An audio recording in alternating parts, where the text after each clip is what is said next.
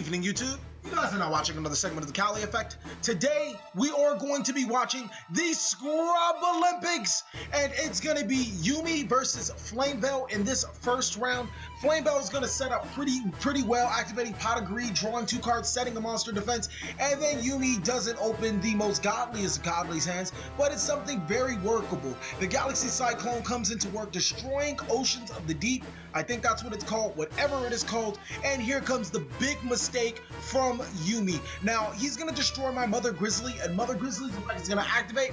I don't know why I thought the monster could be special summoned to defense, but it's going to be a very huge mistake, summoning Maid of Aqua in attack and allowing him to special summon another monster, and all of a sudden, the game just completely changes. The complexion of the game is totally different. Now we're staring down on 2 monsters that could possibly synchro summon until we look at the extra deck of the Flamebell, and there are only 2 cards, so Yumi can rejoice. It finally has something to lie back on.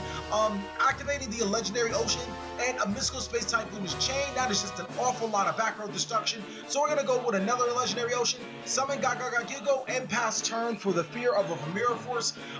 Flamebell is gonna activate its effect to destroy the legendary Ocean yet again.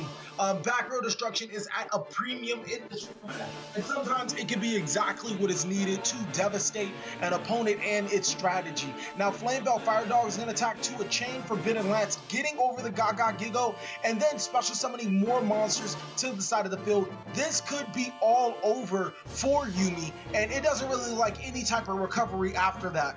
Down to the last of life points. If a Colorist comes to the field, I guess the game state will be a lot better, but it still wouldn't be salvageable. So Morai Greed comes into play, drawing 2 more cards. Don't really see anything here. Hopefully, maybe the Pot of Duality gets something good. And it doesn't look something too good because the Forgotten of the Deep is a trap card and needs to be activated. We're going to go into our next game, which is the famous Zephyra, the deck that's actually caught a lot of people's attention. People have this deck pegged as being a very good deck, very underrated, and should have been a first-round draft pick.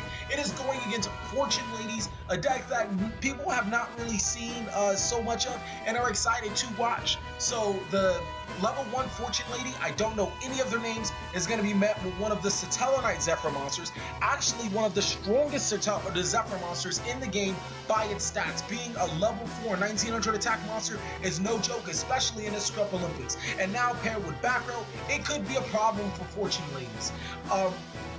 Fortune Ladies just activated Pot of Greed to the Pot of Duality. The Duality is going to get the Dimensional Prison. And then monsters are going to be set, cards are going to be placed face down. Now, as a Zephyr player, you have to find out an out to that. Maybe you do fall for the deep prison, maybe you do bait it. But ultimately, you find out a way. So that's obviously going to special summon the Fortune Lady monster back. And this could be a problem for Zephyrs in the near future if they don't address this problem right here and right now. Now, the Fortune Lady Dark, I do not remember her name, is going to be met by a Mirror Force. Mirror Force too strong, putting in that damage. And immediately, D-Fish Fan goes to main phase 2 and followed by end phase. That top deck, Mystical Space Typhoon, and now we're going to hit for some more damage. And then pass turn. Zephyrs have a pretty favorable lead. Having Fortune Ladies down by half of their life points is pretty good, and it's very favorable in their hand right now. Zephyrs is really having a hard time putting decent monsters on the board, so Compulse is gonna be used, and the monster is gonna be set from the Zephyr side of the field. Another Galaxy Cyclone, really good card this format right now. Like I said, destruction of spells and traps are at a premium, but you also sacrifice just a bit of consistency running so much destruction. And here comes Shadow Fusion with Shadow Construct. Too strong. And that's going to be chained with a Zephyr Divine Strike. Too strong. And Zephyrs seem to be taking the lead with Shadow Construct on the field. 2 cards left on D-Fish Fans. Fortune Ladies trying to make a comeback. Anything? Just back row. Hopefully this back row will be able to stop them. Zephyrs are definitely getting some advantage right here. They're starting to steamroll. Is this going to be a Pendulum Summon? Uh-oh. Pendulum Summon! And if you ask me, this game is not going to be pretty favorable for the Fortune Ladies, just because Zephyrs were allowed to Pendulum Summon. Anytime you allow this deck to constantly Pendulum Summon, or even Pendulum Summon once at this level of it, at the Scrublympics, it could be devastating for the opposing deck. Now, a monster is summoned in defense position. Let's see what Zephyrs can do.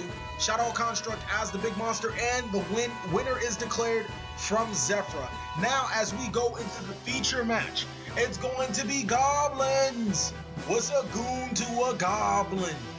Versus what I believe is some type of machine deck. I can't remember exactly right now. I'm pretty sure once the monster is summoned, it'll be a pretty different story.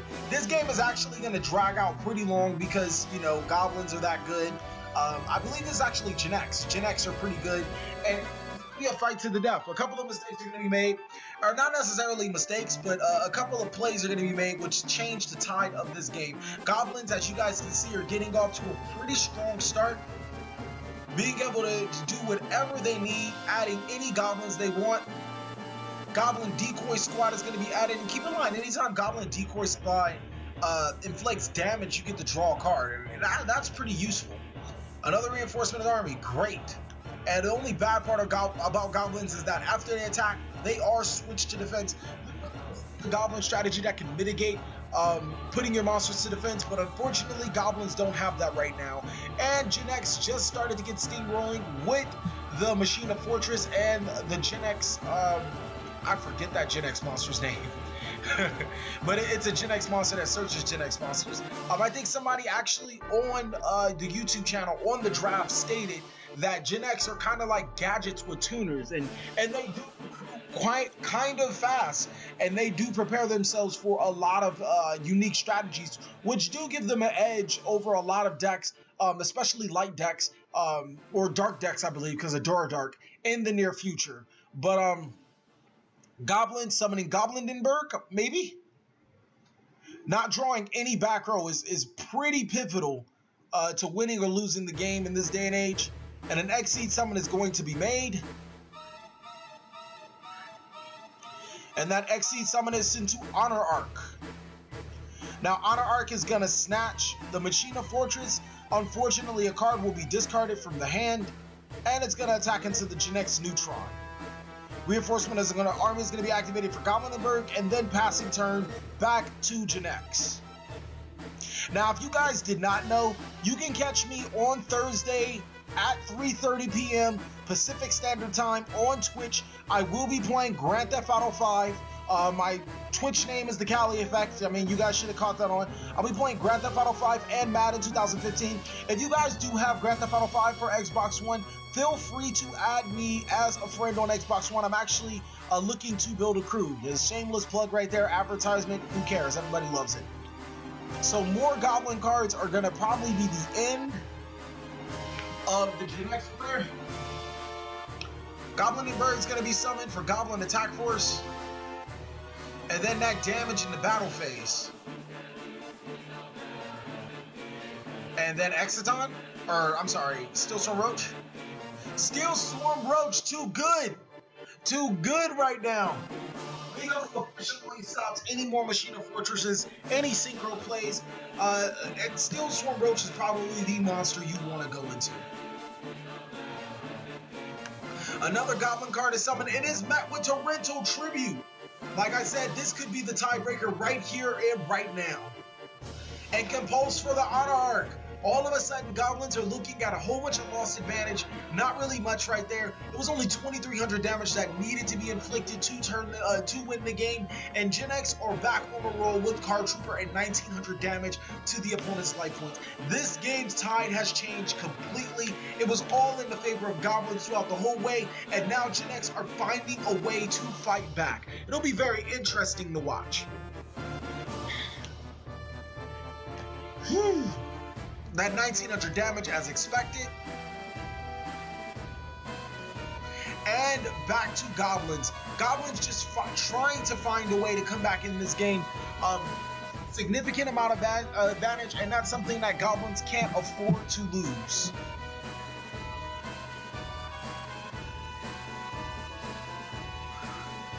And Gen X Attacker, whatever that is summoned. Who knows what the hell that is? I mean, still, but it's perfectly fine.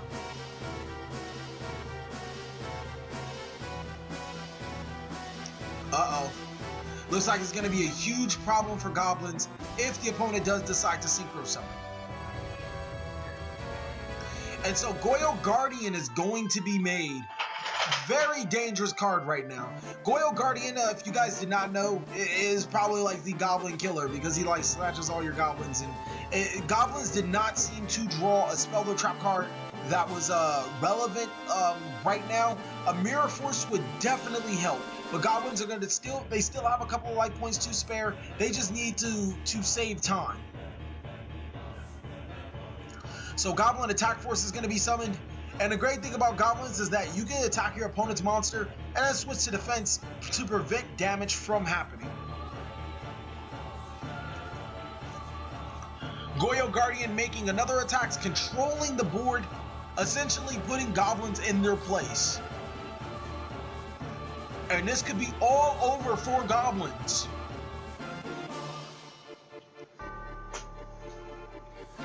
Gen X putting lots of monsters on the board right now. Uh-oh. And now Solidarity could make it the game right here, right now.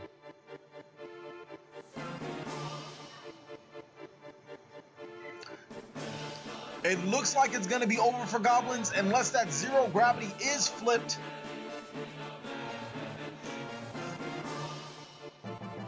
Because that is a lot of damage on board. So zero gravity is going to be flipped, preventing the opponent from winning right then and now.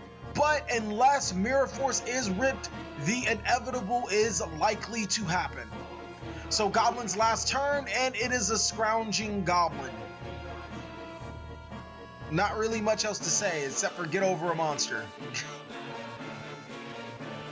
This is not good for goblins. A deck that definitely had the win clutched, had everything down packed, and now it's not looking nice at all for this deck. Well, that's pretty much about it.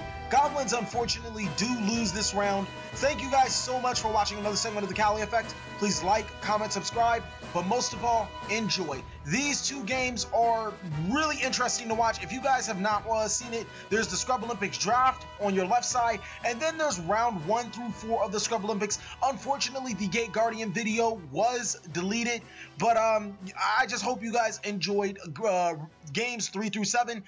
Down below is the Scrublympics bracket if you guys wanted to see what's winning, what's losing, and what you guys can play next. Once again, thank you guys for watching. Please like, comment, subscribe, but most of all, enjoy.